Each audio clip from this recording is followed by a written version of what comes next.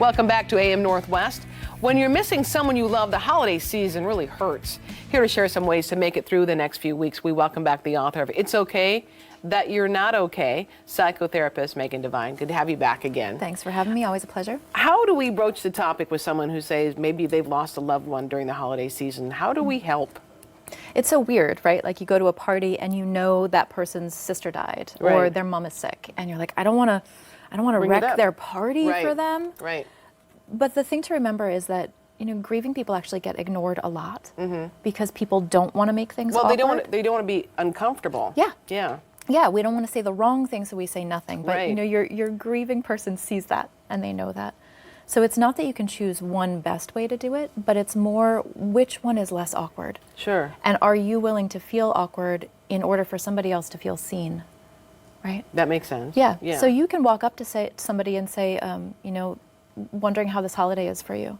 Or I heard what happened and I don't want to pester you about it right Right. now, but I just want you to know that I know. Yeah, And I'm so thinking sorry. about you. Yeah. Right, that makes sense. Yeah. And then should you invite that person to events and parties and that kind of stuff? And Yeah. if they come, they come. If they don't, they don't. Right? Yeah.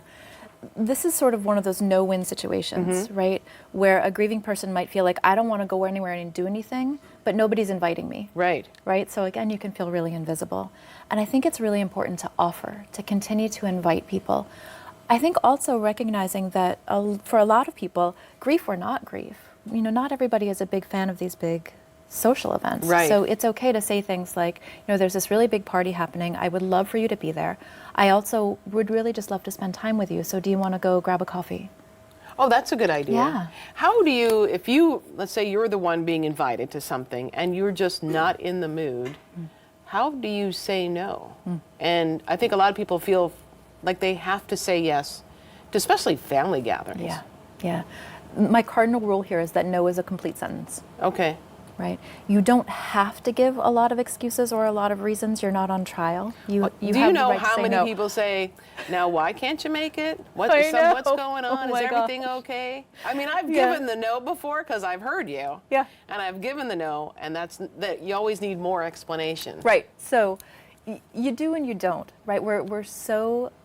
Or I feel like I need to give more explanation. It's true because you Yeah. get so much pressure and so Right. much shaming, right? Right. Like this applied shame, like you should really get out of the house more, but your cousin Fred will be there and you need to do Right. this and this. So first thing for And everybody. I want my family all together. Yeah, well, you don't always get what you want, do you? Right. So I think the thing to remember here, one, for people doing the inviting, that you need to accept no.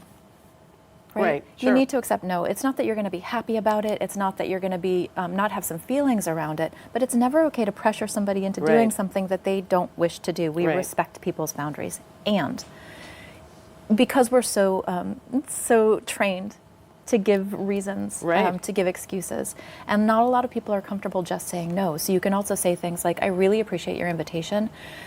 Big gatherings are really stressful for me right now. I'd love to see you for coffee. I'd Right. love to go for a walk with you." Right? You can offer people sort of a replacement thing. Right. And you can also name, like, I get that this is hard for you and you want your whole family together. I'm going through something that's intensely painful, and I need you to respect that I know what I need. Sure, that makes a lot of sense. Yeah. And can't you always, if you decide, okay, I'm going to go for a little bit, you can leave anytime you want. Oh my gosh, I think yes. we feel sometimes like we have to stay for an entire event. Yeah. And we don't. Never.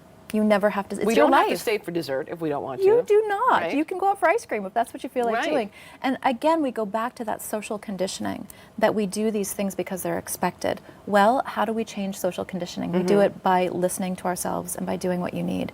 Know where your exits are, right? Have a pre-loaded excuse for leaving. Oh, I got to go to this other party. It's fine. Oh, it's fine. No, don't to use do that one. Don't use that one. no. Why? No, because then people think that you're just party hopping and you're No, not. that's true. Yeah, they're not worth the time for you to enjoy their entire That's party. true. Excellent point. Yeah. I will say that knowing how tried you will. that one Have you before. tried it and it Yeah. didn't work? Nuh-uh. I will say that having a way to extricate yourself, Yeah. so that you don't violate your own time boundaries, Yeah. is a really good idea. Yeah, that makes. How can let's say I'm the one that's hurting. How can I let my close friends know how they can help. And what is the best way to help someone who's hurting like that? Yeah, so those are two big questions. For the grieving person, I think it's great to be able to say, I have no idea how I'm going to get through this season. Right. I really want to be included in things so I feel like I still exist. And at the same time, I can't handle going caroling with you. Right. I can't handle going to even a small intimate gathering because everybody's going to be couples Right. and my person is dead. Right? It's okay to talk with your friends and say, I don't know.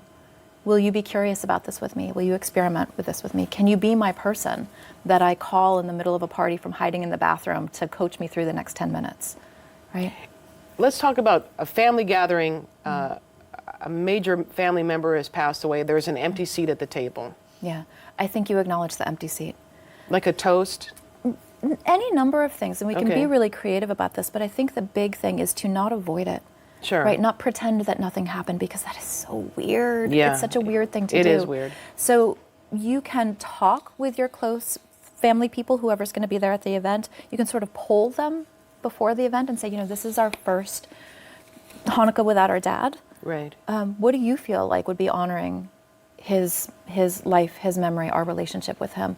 And understanding that not everybody is going to agree. We don't all agree on what the side dishes should be. How are we ever going to agree on how we should honor somebody? That's a very good point. Right? Yeah. So asking those questions and being curious. Here's what I'd like to do. I'd like to set a place at the table for him, even though he's physically not here.